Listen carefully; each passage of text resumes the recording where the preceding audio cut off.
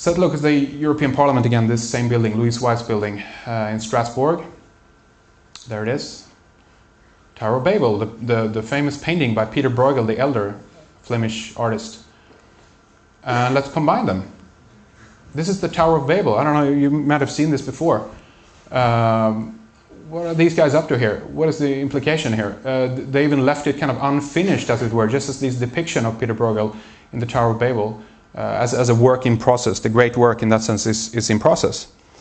And if you think I'm just out and finding things that aren't there, this is a poster from the European Union themselves, which incorporates the whole idea. Europe, many tongues, one voice. That's the whole idea of Tower of Babel. They're splitting up the languages and all that stuff too. So what's going on here? It's this biblical prophecy being fulfilled. If you read from Professor Arthur Noble, he writes on Ian Paisley's website, European Institute of Protestant Studies, Roman Catholic imagery is endemic in Europe and has been enthusiastically embraced by the European Parliament. It has starting similarities to the prophecies of Daniel chapter 2 and Revelation chapter 17, which theologians from Wycliffe to Spurgeon have consistently identified as representing papal Rome.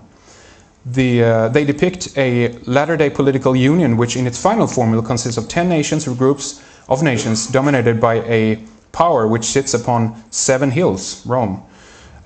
This vision is of a great whore riding the beast with 7 heads and 10 horns and bearing the name Mystery, Babylon the Great, the mother harlots and abominations of the earth.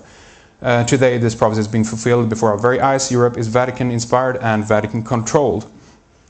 This is what I call, in that sense, the Armageddon program. It's part of the Apocalypse program. I personally don't believe that it's prophecy being fulfilled. I think it's the blueprint, if you will, of the Bible that is being implemented here.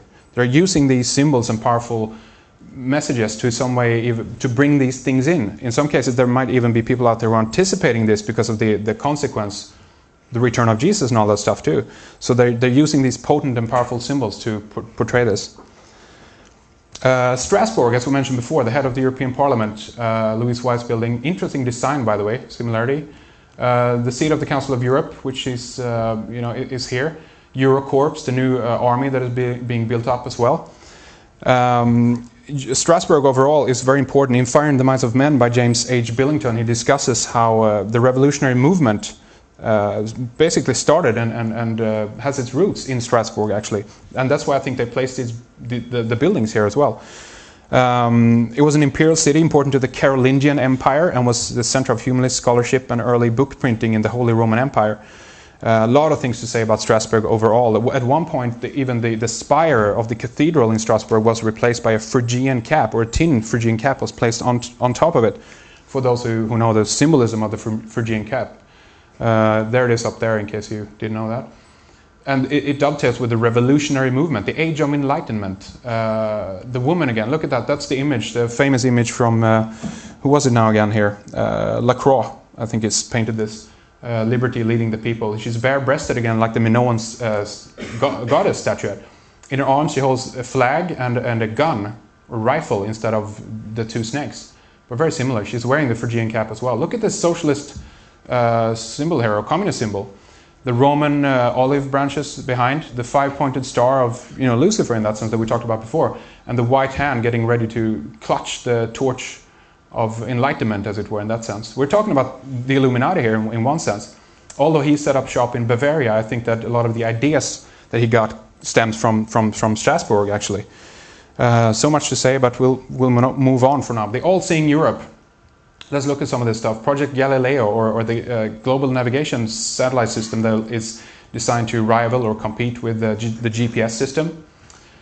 You are paying for it. It costs 3.4 billion euros.